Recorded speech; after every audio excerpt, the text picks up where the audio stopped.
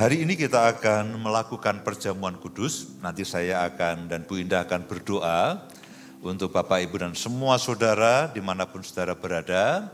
Nanti pada waktu momen-momen perjamuan kudus itu. Nah, saya mendorong Bapak, Ibu, dan semua saudara yang ada di tempat ini, saudara sudah dapatkan roti dan anggur, tapi yang di rumah, dimanapun saudara mengikuti akan ibadah ini, saudara bisa persiapkan roti dan anggur dari sekarang ini. Nah, pagi hari ini kembali saya akan berbicara mengenai kebenaran firman Tuhan tentang perjamuan kudus. Karena itu merupakan salah satu perayaan, salah satu ibadah yang setiap kali kita lakukan. Setiap kali kita lakukan. Dan beberapa kali saya berbicara mengenai kebenaran firman Tuhan di dalam perjamuan kudus.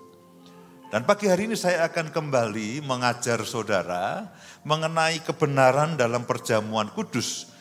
Dan saya berharap semakin saudara tahu arti dan maknanya. Semakin saudara tahu arti dan makna daripada perjamuan kudus itu, perjamuan kudus itu akan memberikan satu faedah yang jauh lebih besar kepada saudara dan saya. Karena bukan masalah roti dan masalah anggurnya, Pak, rotinya jenis apa, buatan mana, anggurnya buatan mana, yang ini enak, yang ini tidak, yang ini kurang enak. Bukan masalah itunya. Dan bukan masalah seberapa sering saudara melakukan perjamuan kudus. Ada yang setiap hari, ada yang 1 minggu, ada yang 1 bulan sekali. Puji Tuhan, sesuai dengan bagaimana roh memimpin saudara masing-masing. Tapi yang tidak boleh keliru dan adalah maknanya, artinya. Setiap tindakan iman, setiap apapun yang kita lakukan, di baliknya selalu ada maknanya. Dan makna ini jauh lebih penting. Jauh lebih penting dibandingkan dengan benda ataupun tindakannya. Misalkan Alkitab mengatakan, pikulah salib. Saudara kan tidak perlu lalu punya salib kecil di rumah, lalu setiap pagi saudara angkat-angkat, itu kan tidak perlu. Tapi makna dari pikul salib, menyangkal diri, memikul salib dan sebagainya, itu jauh lebih penting dibandingkan apa yang saudara lakukan dan benda apa yang saudara pakai. Jadi saya mau mendorong saudara untuk pada hari-hari ini, hari-hari ke depan, saudara terbuka terhadap artinya itu apa. Maknanya itu apa? Karena prinsip kekristenan itu adalah iman dan percaya. Apa yang kita percayai? Apa yang kita percayai? Itu menentukan segala sesuatunya. Itulah pintu untuk kita bisa mengalami semua yang Tuhan sediakan bagi kita. Itu cuma satu, iman dan percaya. Percaya, beriman. Itulah pintunya. Nah, masalahnya adalah percaya, yang kita percayai itu apa? Yang kita beriman itu apa? Nah, saya mendorong Bapak, Ibu, dan semua saudara untuk terbuka dan mari bersama-sama dengan saya belajar ayat demi ayat, perikop demi perikop. Nah, memang tipe khotbah seperti ini tidak selalu mudah. Tidak selalu mudah, saya sadar ini tidak selalu mudah. Pak, saya bingung, bukan hanya saudara bingung. Saya membaca banyak ayat, saya katakan Tuhan, ini kalau tidak engkau wahyukan, saya juga bingung. Karena siapa yang bisa mengetahui pikiran Tuhan? Kalau Tuhan tidak singkapkan dan wahyukan. Tapi saya berharap Roh Kudus akan menolong saudara, mewahyukan kepada saudara, memberikan ragam hikmat. Dan memberikan pengertian kepada saudara semuanya. Sehingga saudara makin mengenal Tuhan. Dan mengerti kehendak Tuhan dengan benar. Sehingga saudara tahu apa yang saudara dan saya lakukan. Kalau saudara masih ingat. Kolose pasal yang pertama yang saya sampaikan pada minggu yang lalu mengenai doa Paulus. Seri doa Paulus saya potong sebentar. Karena minggu ini, hari ini kita perjamuan. Jadi saya akan mengajar perjamuan. Minggu depan saya akan lanjutkan mengenai seri doa Paulus karena itu sangat-sangat ajaib. Nah, mari kita fokus kepada kebenaran mengenai tubuh dan darah Yesus, kebenaran mengenai daging dan anggur, kebenaran mengenai roti dan anggur ini. Kebenaran mengenai daging dan darah Yesus. Mari lihat sama-sama di dalam firman Tuhan, seperti yang sering saya bacakan untuk saudara, setiap kali kita makan dan minum perjamuan, yaitu ada di dalam Injil Matius pasal yang ke-6, mulai dari ayat yang ke-53. Injil Matius, maksud saya Injil Yohanes. Injil Yohanes pasal yang ke-6 ayat yang ke-53 mulai. Saya mendorong saudara untuk tidak bosan membaca ayat lebih banyak. Membaca ayat lebih banyak. Ya, saya akan membiasakan saudara setiap kali saya sampaikan firman Tuhan, saya akan membaca ayat lebih banyak. Supaya saudara mengerti ketika Tuhan mewahyukan, oh ternyata ada demikian banyak pengertian dan pewahyuan, sehingga pada waktunya saudara akan sangat menyenangi, saudara akan sangat menyukai dan sangat mencintai akan firman Tuhan itu, dengan cara bagaimana membaca lebih banyak, merenungkan lebih banyak, dan mempelajari lebih banyak. Sejujurnya memang perlu dipelajari lebih banyak. Yohanes pasal yang ke-6 ayat yang ke-53, maka kata Yesus kepada mereka, aku berkata kepadamu, sesungguhnya jikalau kamu tidak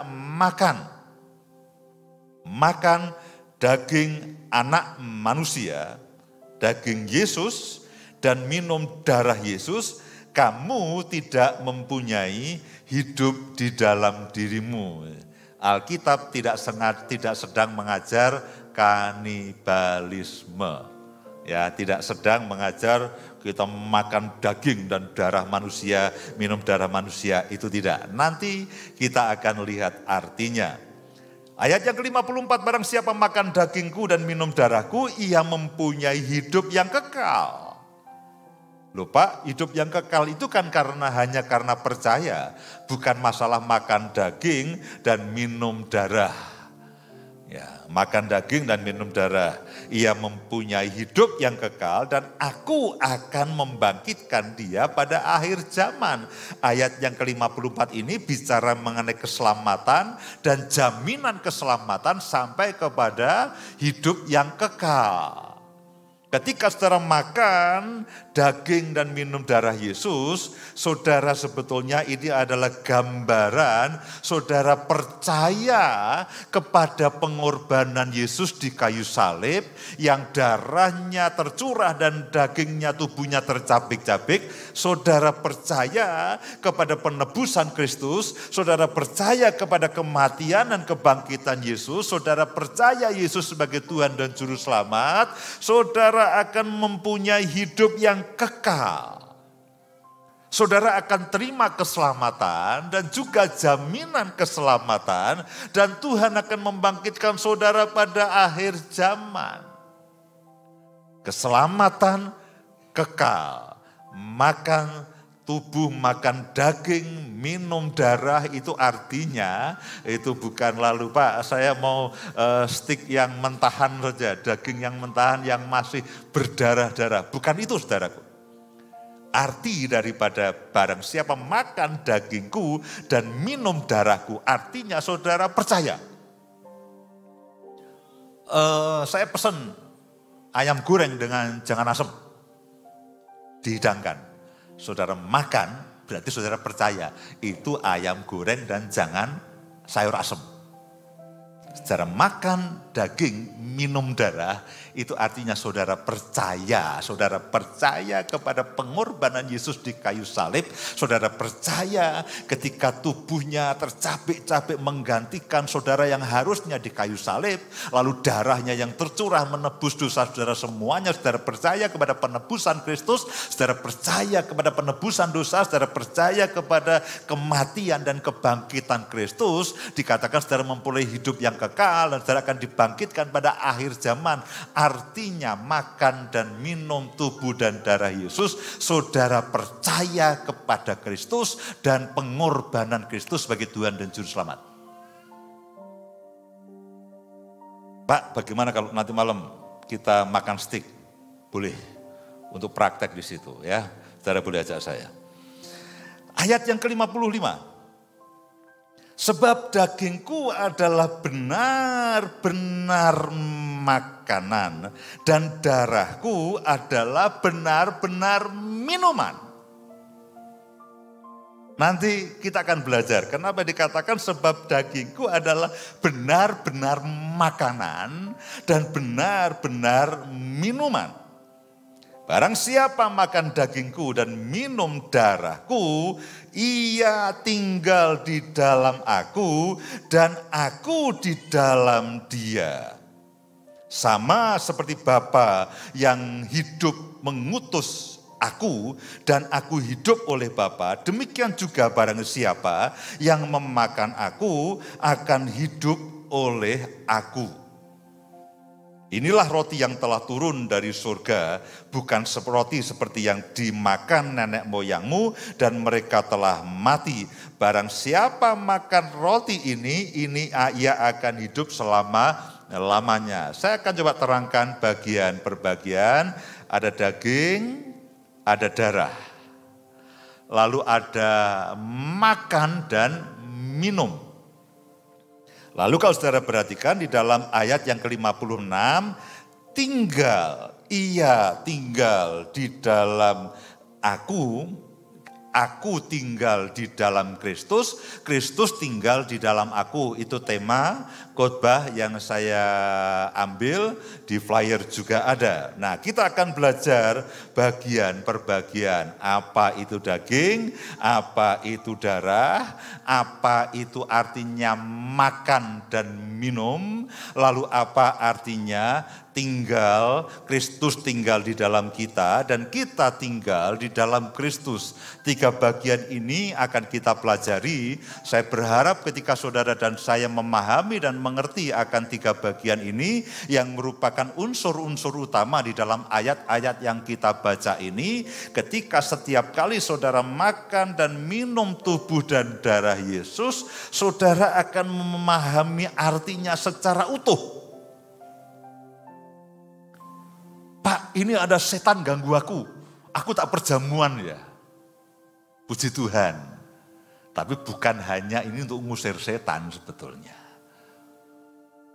Maknanya itu jauh lebih ajaib. Pak, saya mau melakukan perjalanan ini. Mau mudik supaya tidak macet. Saya tak perjamuan dulu. Puji Tuhan. Tapi maknanya sebetulnya jauh melebihi daripada sekedar saudara mudik dan lancar. Pak, ini saya sakit, pilek, batuk pilek. Bagaimana kalau saya perjamuan?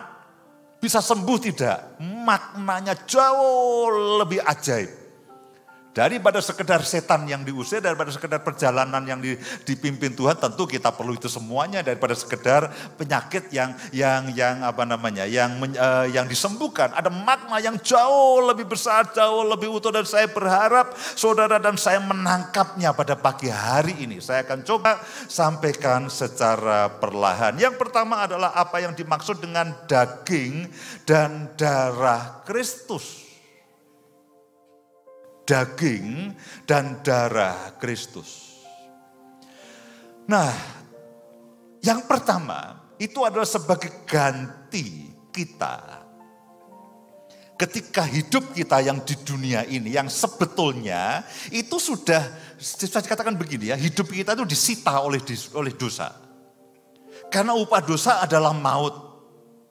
Upah dosa adalah maut. Nah, harus ada yang menggantikan bahwa siapa yang akan disalibkan menerima hukuman ini. Nah, ketika Kristus disalibkan sebagai ganti kita, dia disalibkan untuk keselamatan kita, dagingnya tercerai-berai, darahnya tercurah. Daging dan darah itu yang pertama berbicara mengenai penyaliban Kristus untuk menggantikan saya dan saudara.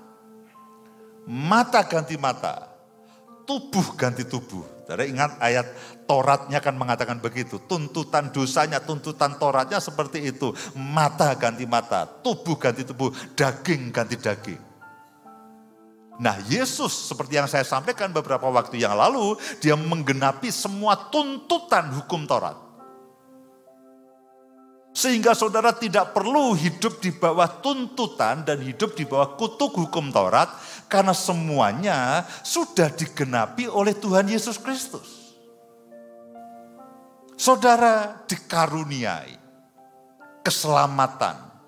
Makanya keselamatan itu adalah anugerah. Diberikan secara cuma-cuma kepada saudara dan saya dengan cara satu-satunya yang saudara perlu lakukan hanya percaya. Nah, setelah itu saudara berbuah oleh kasih karunia. Kasih karunia itu membenarkan saudara. Kasih karunia, kematian Kristus itu membenarkan saudara. Tapi yang saya pernah sampaikan bahwa oleh kasih karunia, karena aku dianugerahi kasih karunia, kata Paulus, aku bekerja lebih keras. Itu pun kasih karunia. Kasih karunia itu membuat saudara dan saya dibenarkan. Kasih karunia itu juga akan menolong saudara, menyanggupkan saudara untuk hidup benar. Dibenarkan. Kasih karunia akan menyanggupkan saudara, memberikan keinginan, memberikan kerinduan, memberikan kesanggupan untuk hidup benar. Saudara dikuduskan oleh karena kasih karunia Tuhan. Semua dosa-dosa kita dihapuskan oleh karena anugerah Tuhan. Tapi kasih karunia dan anugerah Tuhan itu juga akan menolong saudara, memberikan kerinduan, memberikan kesanggupan untuk saudara hidup kudus. Jangan dibalik, Pak, kalau begitu supaya kita diselamatkan kita harus hidup kudus. Tidak. Pak, supaya saya dibenarkan saya harus hidup benar. Tidak. Kasih karunia kematian Yesus itu membuat saudara dibenarkan dan membuat saudara dikuduskan. Itu anugerah, status itu anugerah, itu pemberian cuma-cuma dari Tuhan untuk saudara dan saya. Nah, kasih karunia yang sama itu yang memberikan saudara kerinduan, keinginan, menghidupkan hati nurani saudara. Sehingga saudara setiap berbuat dosa, saudara merasa bersalah dan sebagainya. Itu merupakan bagian dari cara kerja kasih karunia. Saudara bertekad, aku mau hidup kudus. Nah, kasih karunia itu akan memberikan kemauan dan kerinduan dan kesanggupan kepada saudara dan saya untuk hidup dalam kebenaran dan hidup kudus. Kasih karunia membuat saudara itu sudah di dosa-dosa saudara itu dihapuskan. Hore, Pak, kalau begitu kita sudah dihapuskan, bahkan untuk dosa yang saya belum perbuat pun sudah ada penebusan itu. Jangan lupa saudaraku, Alkitab mengajarkan oleh kasih karunia bahwa kamu ketika kamu melawan dosa, kamu belum sampai mengeluarkan darah. Kasih karunia itu bukan berarti tiket untuk saudara boleh berbuat dosa dan boleh berbuat semau-maunya. Tidak. Kasih karunia itu akan bekerja dalam kehidupan saudara untuk mendorong saudara dalam keserupaan dengan Kristus. Nanti hal ini akan saya sampaikan lebih banyak lagi.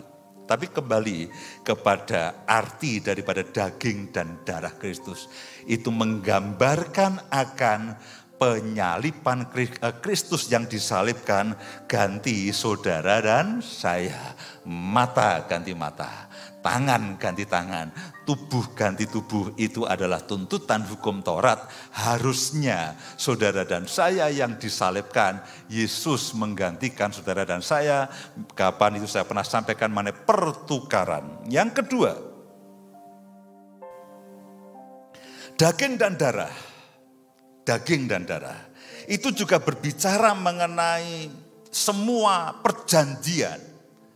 Ketika Yesus disalib, ketika dia disalibkan dan penebusan yang dikerjakannya untuk saudara dan saya, lalu semua berkat penebusan yang sangat berharga, berkat dari penebusan yang sangat berharga, itu diberikan pada saudara dan saya. Berkat dari saudara, dosa saudara ditebus. Itu menjadi milik saudara dan saya. Kalau tadi kan pergantian, tubuh ganti tubuh. Daging dan darah itu bicara mengenai pergantian. Saudara yang harusnya disalib, Yesus yang disalib. Dagingnya tercerai-berai, darahnya tercurah. Tubuh ganti tubuh. Yang kedua, ketika dia bicara mengenai daging dan darah, itu bicara mengenai penebusan. Berkat penebusan yang sangat berharga. Yaitu apa? Pengampunan dosa. Pengampunan dosa. Dosa tidak lagi berkuasa atas saudara dan saya. Saudara memiliki satu posisi merdeka atas dosa. Kalau dulunya dosa itu berkuasa, barang siapa yang berbuat dosa, dia dikuasai oleh dosa. Nah, ketika dosa itu sudah ditebus oleh Yesus, dosa tidak lagi berkuasa atas saudara dan saya. Dan kasih karunia Kristus akan menolong saya dan saudara untuk hidup benar dan hidup kudus. Yang kedua, berkat penebusan. Kalau saudara perhatikan pada waktu Yesus di kayu salib itu, lalu tirai bait Allah itu terbelah dari atas ke bawah. Artinya pendamaian dengan Allah itu sudah terjadi. Tidak ada halangan apapun. Tidak ada yang perlu saudara lakukan. Karena pada waktu Yesus mati disalibkan itu, lalu tirai bait Allah yang membatasi antara ruang Maha Kudus, yang menggambarkan akan kehadiran Tuhan sendiri dengan semua manusia itu terbelah. Artinya saudara sudah didamaikan dengan Allah dan saudara punya jalan masuk menuju tahta kasih karunia tanpa batas, seperti jalan tol tanpa bayar. Karena itu Alkitab mengatakan mari kita datang bertahta kasih karunia dengan penuh keberanian. Dengan penuh keberanian karena apa? Di dalam perjanjian lama masuk ke dalam ruang Maha Kudus itu betul-betul sebuah mati hidup. Itu mati hidup. Kalau salah ritualnya, salah ininya, resiko bagi imam besar pada waktu itu adalah mati. Jadi ketika Yesus disalibkan, lalu tirai bait Allah itu yang membatasi akan ruang Maha Kudus dan ruang-ruangan yang lain itu terbelah, saya dan saudara itu bisa menghampiri tahta kasih karunia Allah tanpa batas, tanpa halangan, dan bahkan Alkitab katakan tanpa takut. Karena dulu memang itu berisiko. Setiap imam besar, setiap dapat giliran itu betul-betul berisiko apakah dia akan kembali dalam keadaan hidup atau tidak. Jadi sekarang sudah diperdamaikan dengan Allah. Tidak ada halangan apapun. Tidak ada halangan apapun dan tidak ada yang perlu saudara lakukan kecuali percaya. Karena Yesus sudah melakukannya sekali untuk selama-lamanya. Saudara tidak perlu mengulang-ulang lagi, saudara tidak perlu menambah-nambahinya lagi. Karena Yesus sudah melakukannya tuntas, selesai. Seperti yang saya katakan, sudah selesai. Artinya tugas pendamaian dia, tugas pendamaian yang mendamaikan antara manusia dan Tuhan itu sudah selesai, dikerjakan oleh Yesus. Apalagi? Daging dan darah itu juga berbicara bahwa saudara mendapatkan semua janji, perjanjian dengan Tuhan, posisi saudara sebagai seorang anak, pengangkatan saudara sebagai seorang anak, ketika sebagai seorang anak, artinya saudara adalah ahli waris, dan ketika saudara ahli waris, saudara berhak semua janji-janji Allah. Jadi sebetulnya arti daging dan darah itu sangat ajaib. Itu bicara mengenai pengampunan dosa, bicara mengenai pendamaian saudara dengan Allah, bicara mengenai jalan masuk menuju tahta kasih karunia yang tidak ada batas lagi, berbicara mengenai saudara diangkat sebagai anak dan berhak atas semua janji-janji Tuhan, dan berbicara mengenai hidup yang kekal. Itu sangat amat ajaib, saudara. Wah Pak, kalau begitu ini roti dan anggur ini sakti. Bukan sakti. Ini ya Pak, ini seperti jimat, artinya apa? Mandi. Ini seperti jimat. Bukan. maknanya jauh lebih penting. Setiap kali saudara makan tubuh dan darah Yesus, saudara pegang maknanya. Dan itulah yang akan terjadi. Bukan berapa banyak roti yang saudara makan dan anggur yang saudara minum. Tapi maknanya itu yang jauh lebih penting. Bahwa penebusan dosa terjadi, jaminan hidup kekal terjadi, bahwa saudara dan saya didamaikan dengan Kristus. Tidak ada lagi penghalang antara saudara dengan Kristus. Saudara bisa masuk ke dalam tahta kasih karunia kapanpun dan menerima pertolongan Tuhan sehingga saudara mendapatkan jalan keluar pada waktunya. Saudara mendapatkan berkat-berkat sebagai anak yang adalah ahli waris. Ajaib, saudara.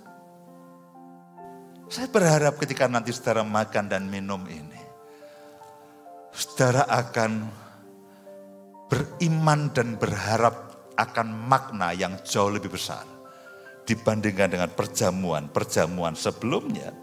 Daging dan darah juga menunjukkan berkat yang terbaik.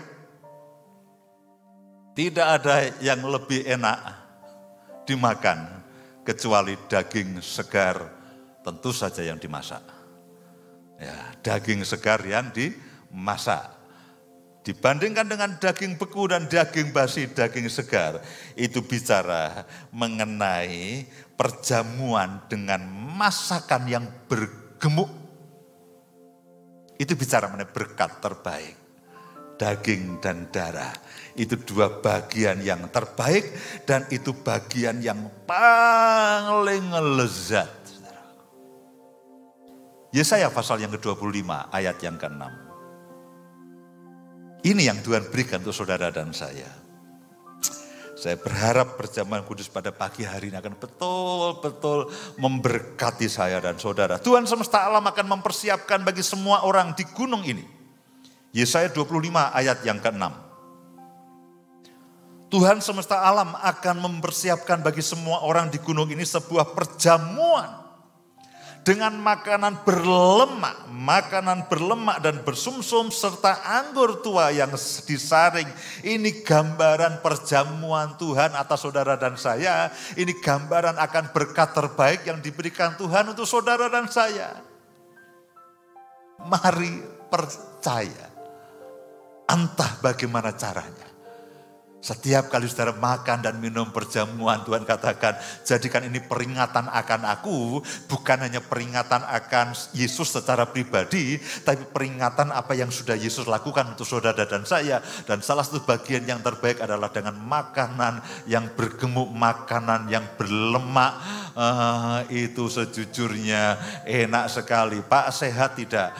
Sehat bagi jiwa paling tidak. Urusan yang lainnya. Tapi makanan daging yang ada lemaknya itu kelunyur begitu, aduh itu lezat luar biasa. Nah itu bicara mengenai berkat yang terbaik secara jasmani. Pak, apakah itu secara rohani? Secara jasmani, saudaraku. Bukan hanya secara rohani, tentu yang rohani juga tidak kalah pentingnya. Saudara mengalami sukacita, mengalami kebahagiaan oleh Kristus juga tidak kalah pentingnya. Tapi ini juga bicara mengenai berkat secara jasmani. Mazmur pasal yang ke-63 ayat yang ke-5.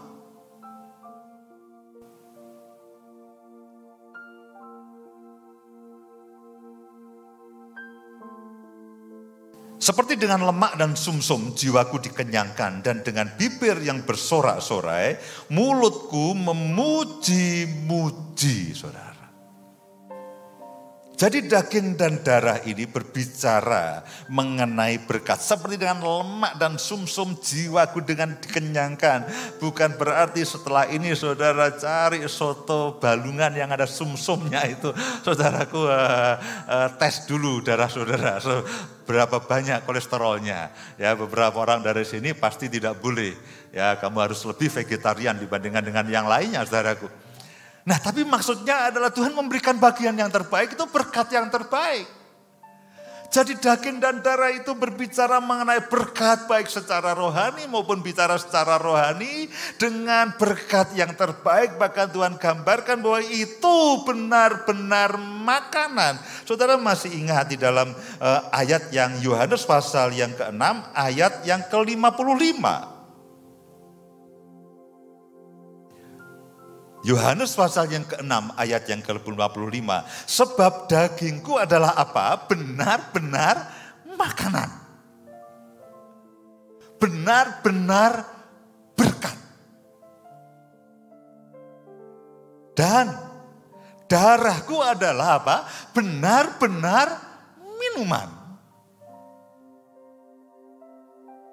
Kembali ke berikutnya. Tadi daging dan darah. Kalau begitu apa Pak artinya makan? Apa artinya makan daging dan minum darah? Kalau tadi kan apa artinya daging dan darah? Saya ulangi lagi, daging dan darah itu bicara mengenai penyalipan Kristus ganti saudara. Daging dan darah itu bicara mengenai berkat-berkat penebusan, pengampunan dosa, pendamaian, pengangkatan sebagai anak dengan semua janji-janjinya, dan hidup yang kekal. Dan daging dan darah juga menunjukkan berkat terbaik. Kalau tadi berkat penebusan, ini berkat jasmani terbaik. Memang saudaraku. Dan lalu apa maksudnya dengan makan dan minum daging dan darah? Ketika saudara makan dan minum, itu artinya saudara percaya. Saudara percaya. Ada ayam goreng. Saudara percaya bahwa itu memang ayam yang digoreng, saudara makan. Ketika saudara melihat, saudara belum tentu percaya, tidak ada tindakan di situ. Ketika saudara hanya membahu juga saudara belum terlalu percaya. Ketika saudara memecahkannya dan saudara memakannya, itu artinya saudara betul-betul percaya dan mendapatkan bagian daripada ayam itu. Ketika saudara makan dan minum tubuh dan darah Yesus, itu artinya saudara benar-benar percaya. Saudara percaya dan saudara mendapatkan bagian, mengambil bagian dari berkat tubuh dan darah Yesus itu. Itulah karena itu roti dan anggur itu kita makan dan kita minum.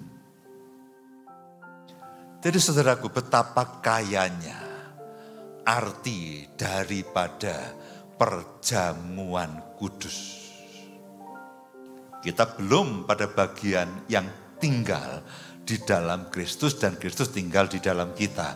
Tapi dari dua hal ini saja sebetulnya itu benar-benar sangat ajaib. Daging dan darah. Artinya itu berbicara mengenai pertukaran Yesus dan saya dan saudara semuanya di kayu salib. Daging dan darah itu juga bicara mengenai berkat dari penebusan. Saudara dibebaskan daripada dosa. Saudara diterima hidup yang kekal. Tirai bait Allah terbelah dari atas ke bawah. Tidak ada lagi halangan dan hambatan untuk saudara datang pada tahta kasih karunia Tuhan.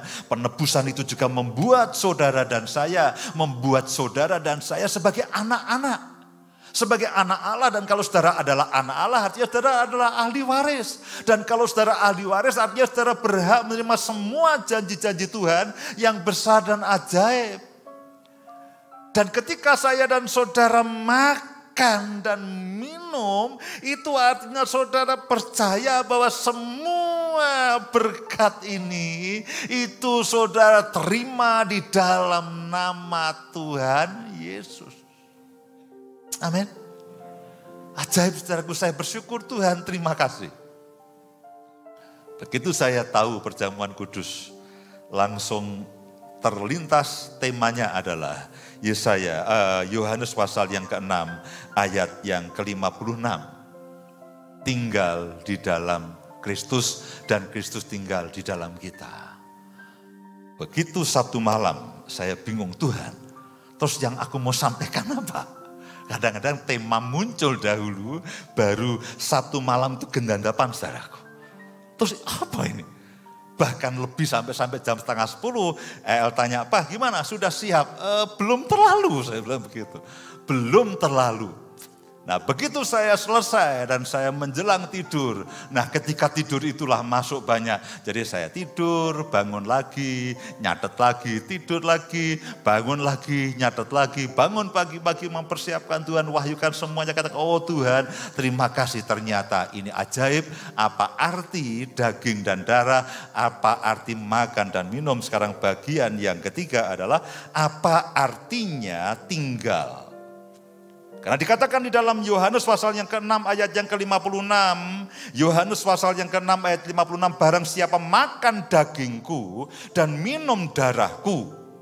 Tadi kita sudah diterangkan mengenai bagaimana apa itu arti daging dan apa itu arti darah. Dan apa itu arti makan dan minum. Sekarang dampaknya, akibatnya itu adalah ia atau saudara dan saya tinggal di dalam Kristus dan Kristus tinggal di dalam saudara. Itu artinya adalah saya dan saudara bersatu dengan Kristus dan Kristus bersatu dengan saya dan saudara. Itu artinya bahwa Kristus hidup di dalam saudara dan saudara dan saya hidup di dalam Kristus.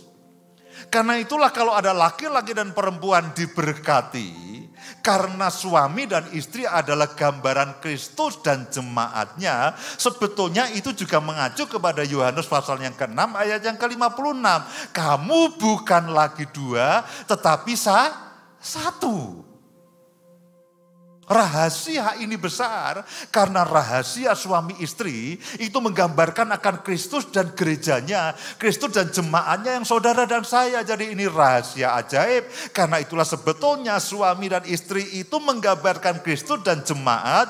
Bagaimana Kristus tinggal di dalam jemaat, jemaat tinggal di dalam Kristus. Itu digambarkan oleh suami istri yang dua menjadi satu. Jadi karena itulah saudara yang sudah menikah, "Pak, aku lagi dong." Nah, belum terlambat saudara. Saudara yang belum menikah, oh aku sekarang ngerti. Kenapa aku harus menikah juga. Itu menggenapi akan gambaran Kristus dan jemaatnya. Dua menjadi satu. Kristus tinggal di dalam kita dan kita tinggal di dalam Kristus.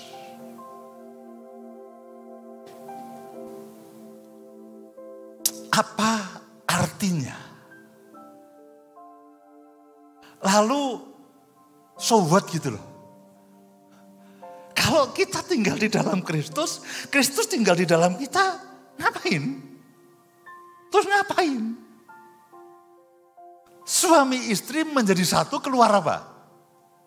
Keluar apa? Cucu. Bukan anak, cucu. Suami istri menjadi satu, keluar cucu. Kode keras. Pasti ada yang mules sekarang. Setiap kali Bu Indah gendong anak kecil ada yang mules katanya. Nah, lalu apa artinya? Apa artinya tinggal di dalam Kristus? Dan Kristus tinggal di dalam kita. Saudaraku, artinya ini. Itu adalah persekutuan yang intim dan dalam. Itu menggambarkan satu persekutuan yang intim dan dalam sampai menghasilkan sesuatu. Arti daripada tinggal di dalam Kristus dan Kristus tinggal di dalam kita, itu artinya saya dan saudara, Kristus dan kita itu ada di dalam persekutuan yang sangat mendalam dan sangat intim sampai menghasilkan sesuatu. Bukan hanya sekedar intim-intiman itu tidak. Seperti suami dan istri ketika mereka ada di dalam keintiman yang mendalam sampai menghasilkan keturunan ilahinya. Nah, gambaran itulah yang terjadi. Ketika saya dan saudara, dan saya berharap begini.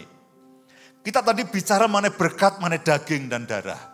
Kita bicara mengenai arti dari makan. Sekarang kita akan memahami, arti tinggal di dalam Kristus. Kristus di dalam kamu dan kamu di dalam Kristus. Itu artinya setiap kali saudara makan dan minum darah Yesus, saudara menyadari, saudara mengakui dan saudara percaya. Saudara sedang ada di dalam satu hubungan yang mendalam dan intim dengan Kristus sampai menghasilkan buahnya. Saudaraku, kebenaran ini diulangi lagi di dalam Injil Yohanes pasal yang ke-15. Mari lihat sama-sama. Saudara tidak asing dengan Injil Yohanes pasal yang ke-15. Betul, ini memang bicara mengenai pokok anggur yang benar. Nah, saudara sekarang tahu. Sekarang saudara tahu ide dari pokok anggur yang benar itu asalnya dari perjamuan kudus itu. Kebenarannya persis sama. Mari lihat sama-sama. Yohanes pasal yang ke-15 ayat yang ke-4 mulai. Tinggallah di dalam aku dan aku di dalam kamu. Sama dengan Yohanes pasal yang ke-6 ayat yang ke-56. Ketika Yesus berbicara mengenai perjamuan kudus. Lalu ketika dia bicara mengenai pokok anggur yang benar, sama, tinggallah di dalam aku dan aku di dalam kamu.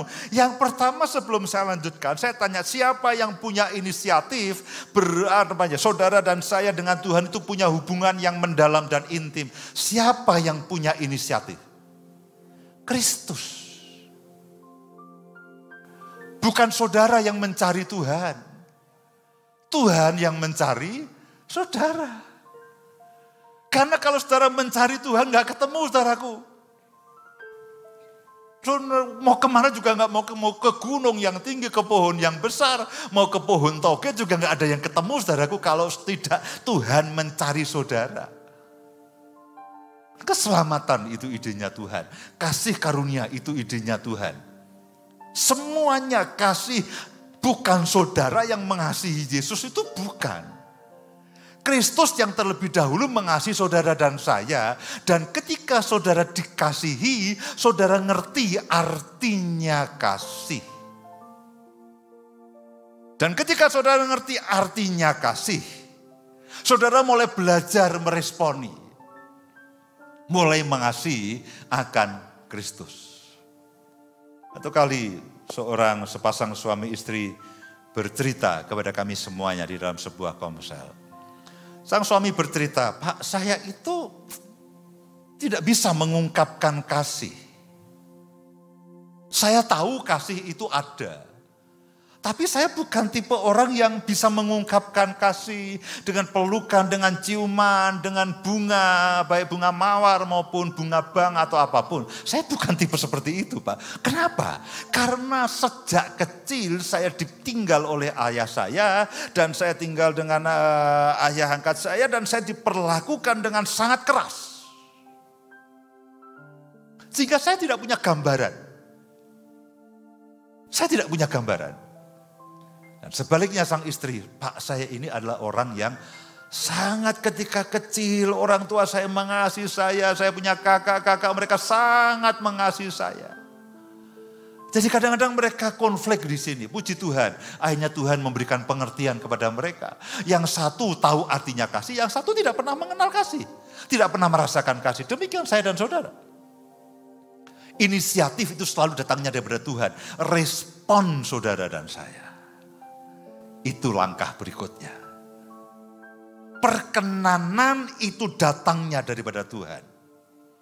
Hidup dalam perkenanan. Itu bagian saya dan saudara. Oleh karena kasih karunia yang Tuhan memampukan kita. Pak, saya bisa enggak saya melakukan sesuatu supaya Tuhan berkenan kepada saya? Tidak bisa. Tidak ada satupun yang saudara dan saya bisa lakukan untuk membuat Tuhan berkenan kepada saudara. Karena itu dikatakan bahwa kasih karunia itu datang bersama dengan Kristus. Dan kasih karunia itu bicara mengenai perkenanan. Perkenanan Tuhan atas saudara itu sudah penuh datang bersama dengan Kristus. Nanti di dalam doa Paulus saya akan terangkan bagaimana supaya saudara dan saya hidup seperti orang yang diperkenan. Nanti kita akan bicara seperti itu minggu-minggu depan. Tapi kembali kepada masalah yang ada di sini bahwa tinggallah di dalam aku. Inisiatif pertama daripada Tuhan. Tinggallah di dalam aku dan aku di dalam kamu. Sama seperti ranting tidak dapat berbuah dari dirinya sendiri. Kalau ia tidak tinggal pada pokok anggur, demikian juga kamu tidak berbuah jikalau kamu tidak tinggal di dalam aku. Akulah pokok anggur dan kamulah ranting-rantingnya. Barang siapa tinggal di dalam aku dan aku di dalam dia, ia berbuah banyak. Buahnya apa? Kalau ranting anggur nempel di pokok anggur, buahnya apa? Dondong, Pak. Saudara salah lihat, anggur. Karena dia mendapatkan semua sari-sari makanan dengan DNA anggur. Munculnya anggur. Kalau saudara nempel kepada Kristus, saudara akan mengalami yang namanya keserupaan dengan Kristus, itu yang pertama. Yang kedua, saudara akan menyerap semua berkat-berkat yang Yesus sudah sediakan dalam kehidupan saudara dan saya. Satu waktu kita akan bicara mengenai keserupaan dengan Kristus. Pak, ini janjinya kok banyak sekali tuh, Pak. Banyak, saudaraku. Setiap semakin saya membaca Alkitab, ya Tuhan, demikian banyak hal yang kita harus mengerti dan kita tahu. Akulah pokok anggur dan kamulah ranting-rantingnya. Barang siapa tinggal di dalam aku dan aku di dalam kamu, ia berbuah banyak. Saudara akan hidup di dalam yang namanya keserupaan dengan Kristus dan saudara akan menyerap semua buah-buah, berkat-berkat yang Kristus sudah sediakan, berkat darah dan daging tadi. Ia berbuah banyak sebab di luar aku kamu tidak dapat berbuat apa-apa. Barang siapa tidak tinggal di dalam aku, ia dibuang keluar seperti ranting dan menjadi kering. Kemudian dikumpulkan orang dan dicampakkan ke dalam api lalu dibakar. Jikalau kamu tinggal di dalam aku dan firmanku tinggal di dalam kamu, mintalah apa saja yang kamu kehendaki dan kamu akan menerimanya. Saudara masih ingat saya pernah sampaikan doa sesuai dengan firman Tuhan. Yang Kolose kemarin juga saya sampaikan, Paulus berdoa supaya jemaat di Kolose menerima wahyu, hikmat, dan pengertian untuk mengenal kehendak Tuhan dengan benar. Ketika saudara bersekutu, saudara tinggal di dalam Kristus, salah satu aspeknya adalah saudara terus bergumul dengan firman Tuhan. Saudara membaca, saudara mempelajarinya, saudara merenungkan, membaca, mempelajari, merenungkan, dan saudara akan punya kerinduan yang saudara inginkan seperti firman itu. Kalau saudara kumpul, ada masanya ini, awal-awal pandemi. Bu Indah ini kumpul dengan penjual keladi. Ya, bukan Pak Yus tua-tua keladi, bukan. Tanaman keladi saudara tahu kan? Itu awal-awal pandemi kan, tanaman keladi itu lalu kan laris kan. Nah ketika Bu Indah itu kumpul dengan penjual keladi, berbuahlah keladi. Artinya apa? Tiba-tiba ada paket. Dibuka keladi. Kenapa? Beli. Beli, muncullah keladi. Setelah datang keladi, lalu dia katakan, Papa, aku cinta padamu. Ada apa nih? Tumben baik. Tanamlah dan rawatlah keladi ini. Firman itu tinggal di dalam saudara dan saya. Apapun yang saudara minta, itu tidak akan pernah lepas dari firman ini. Loh Pak, kalau saya minta sesuai dengan firman, apakah hidup saya ini utuh dan komplit? Lebih daripada utuh dan lebih daripada komplit. Yang saya dan saudara perlukan sebetulnya adalah bukan semua yang ada di muka bumi ini. Yang saya dan saudara perlukan sebetulnya adalah kehendak Tuhan. Carilah dahulu kerajaan Allah dan seluruh kebenarannya, semuanya akan ditambahkan kepadamu. Yang menjadi fokus doa saudara dan saya sebetulnya bukan Tuhan. Aku minta mobil ini, minta rumah ini, minta ini harus gambarannya semuanya dan sebagainya. Sebetulnya bukannya ini tidak boleh, tapi sebetulnya Alkitab mengajarkan mintalah apa yang Tuhan sediakan bagi saudara. Dari mana saudara tahu apa yang Tuhan sediakan? Dari firman. Karena itulah salah satu hal besar. Tinggal di dalam Kristus.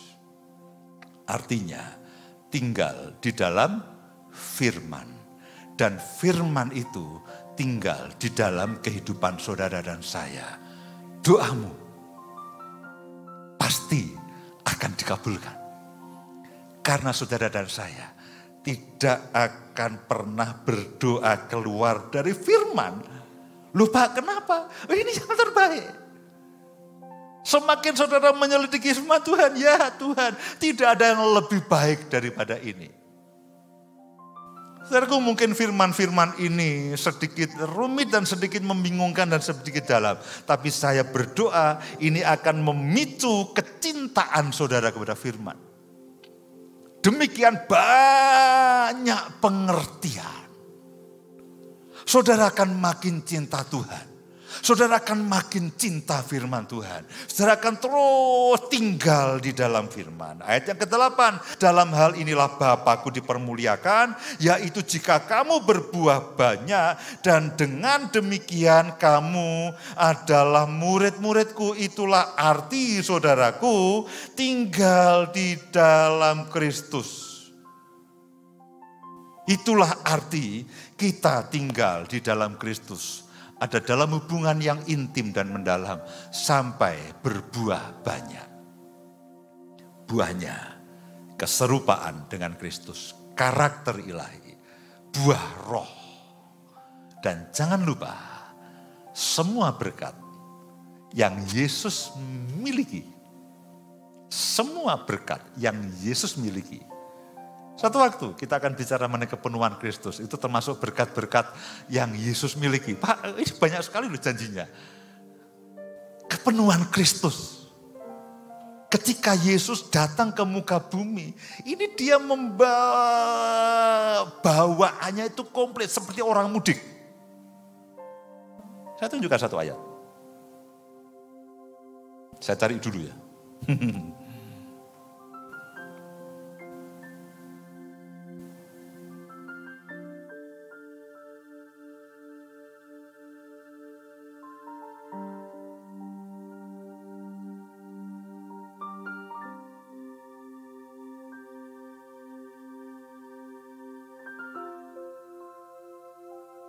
Mana saya cari kok tidak ketemu.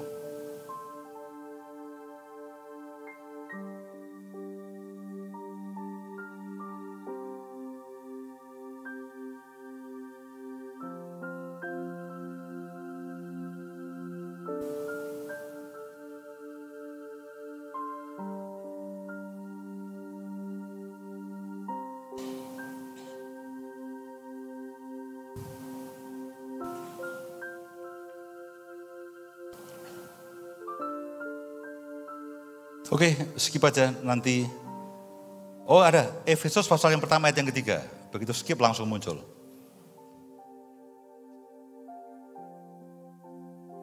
Saudara perhatikan ayat ini.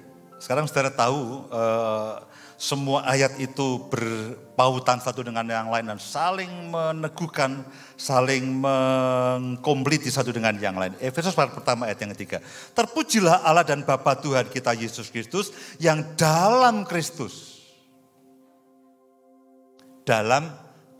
telah mengaruniakan kepada kita apa? Segala apa?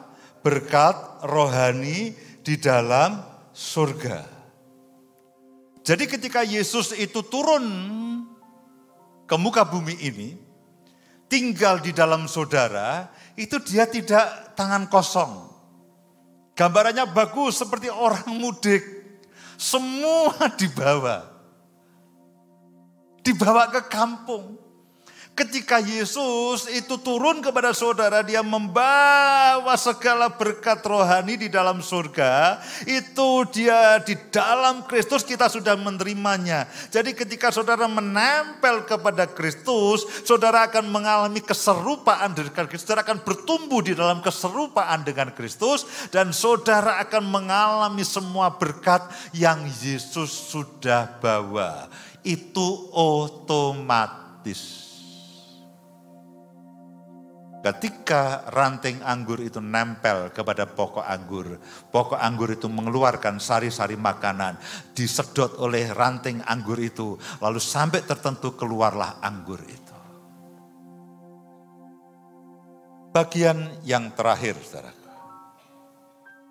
Silakan tim pemuji bisa maju ke depan.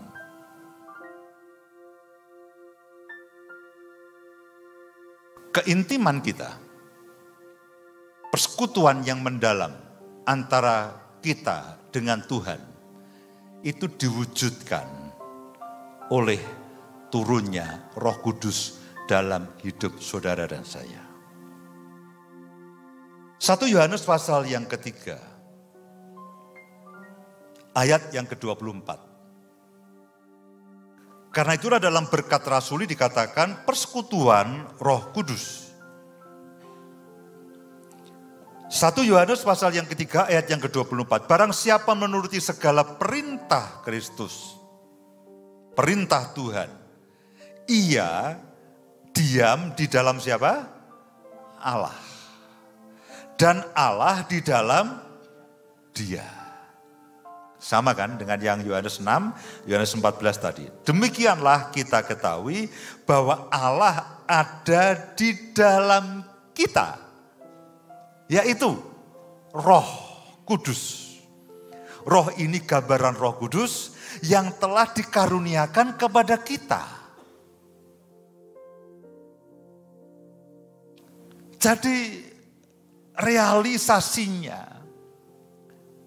kita mengalami persekutuan yang intim dan mendalam dengan Kristus, dengan Tuhan. Itu diwujudkan di dalam Roh Kudus yang ada di dalam hidup saudara dan saya. Yang sekarang ini tinggal di dalam hidup saudara dan saya. Karena itulah bagaimana saudara bersekutu dengan Roh Kudus. Setiap kali saudara akan melakukan apapun, saudara minta tolong Roh Kudus tolong saya, beri saya hikmat, beri saya pengertian, beri saya kemampuan, beri saya kesanggupan, beri saya pengurapan. Nah, persekutuan saudara dengan Roh Kudus itu akan sangat menentukan apakah saudara akan menerima buah itu atau tidak.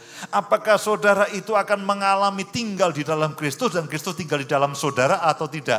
Apakah saudara akan mengalami persekutuan yang mendalam dengan intim dengan Kristus atau tidak? Tergantung bagaimana hubungan saudara dan saya dengan Roh Kudus. Sadarilah dan teruslah berkomunikasi dengan Roh Kudus setiap kali, setiap saat.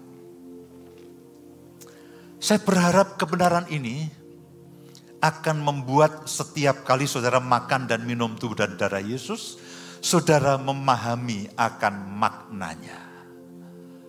Daging dan darah itu bicara mengenai penyalipan Kristus yang menggantikan kita. Daging dan darah itu juga bicara mengenai berkat Tuhan. Daging dan darah itu juga bicara mengenai berkat daripada penebusan, pengampunan dosa, pendamaian dengan Allah, jalan masuk menuju tahta kasih karunia, posisi kita sebagai seorang anak, janji-janji yang besar dan ajaib. Dan setiap kali kita makan dan minum, jadi daging dan darah itu berbicara mengenai penebusan Kristus, itu bicara mengenai penyalipan Kristus, itu bicara mengenai berkat secara rohani dan jasmani. Ketika saudara makan dan minum, itu artinya saudara percaya dan mengambil bagian daripada itu. Jadi prosesi makan dan minumnya itu sebetulnya sangat penting. Bukan berarti ayo Pak kita makan dan minumnya slow motion semuanya. Bukan itu saudaraku. Tapi ketika saudara makan dan minum artinya saudara percaya. Dan saudara mendapatkan bagian yang ditetapkan untuk saudara dan saya. Dan ketika saudara lakukan itu saudara mengalami satu persekutuan yang intim dan mendalam dengan Kristus sampai menghasilkan sesuatu. Itu saudara betul-betul menempel kepada Kristus sampai menghasilkan sesuatu dan Roh Kudus akan menolongnya. Dia akan menyatakan seluruh kebenaran itu. Roh kebenaran itu ketika datang pada saudara, dia akan menyatakan, menyingkapkan semua kebenaran itu. Saudaraku, saya berharap, sejujurnya saya memang butuh waktu lama, butuh waktu panjang untuk menerangkan ini. Dengan tujuan, kali ini, saudara makan dengan sikap hati yang berbeda. Saudara makan dengan iman dan pengharapan yang berbeda. Oh Pak, ternyata begitu, ya. Sekaligus saya juga nanti pada waktu kita makan dan minum, ada banyak kesaksian yang sakit disembuhkan, yang punya masalah keuangan juga ditolong. Ya, saya tidak tahu apakah saya sempat membacakannya atau tidak, tapi kesaksian yang masuk kemarin sore itu orang-orang yang sakit disembuhkan. Orang-orang yang mengalami kesulitan keuangan, mengalami pertolongan Tuhan secara ajaib. Pertolongan secara ajaib, benar apa yang dikatakan firman bahwa apa yang tidak pernah dilihat oleh mata, apa yang tidak pernah dengar di telinga, apa yang tidak pernah muncul dalam hati manusia, itu yang disediakan Tuhan bagi setiap orang yang percaya, yang mengasihi Dia. Keajaiban dari mujizat Tuhan. Dan semuanya itu sebetulnya termaktub di dalam ini semuanya saudaraku. Ini bicara mengenai pengampunan dosa, ini bicara mengenai berkat, ini bicara mengenai makanan yang bergemuk, ini bicara mengenai keintiman dengan Tuhan yang tanpa batas, yang sampai titik tertentu akan menghasilkan sesuatu. Mari saudaraku bangkit berdiri. Saudara yang ada di rumah, masing-masing yang mengikuti ibadah ini secara online, siapkan roti dan anggur ini. Dan ketika saudara makan dan minumnya, saya berharap saudara mengingat semua yang firman yang sudah disampaikan. Tapi paling tidak, Pak saya ngerti nih, Pak saya dom. Kalau perlu saudara dengarkan lagi, ulangi lagi lewat YouTube. Saudara kebenaran ini, karena setiap kali saya tahu, setiap kali saudara makan dan minum perjamuan, alangkah bagusnya ketika saudara makan dan minum perjamuan. Bukan hanya begini, Pak saya itu kalau tidak makan minum perjamuan, hati saya gelisah. Begitu makan dan minum perjamuan, plong rasanya. Lebih dari itu saudaraku. Bukan hanya masalah plong-plongan, tapi saudara ada satu maksud ilahi yang Tuhan berikan untuk saudara dan saya.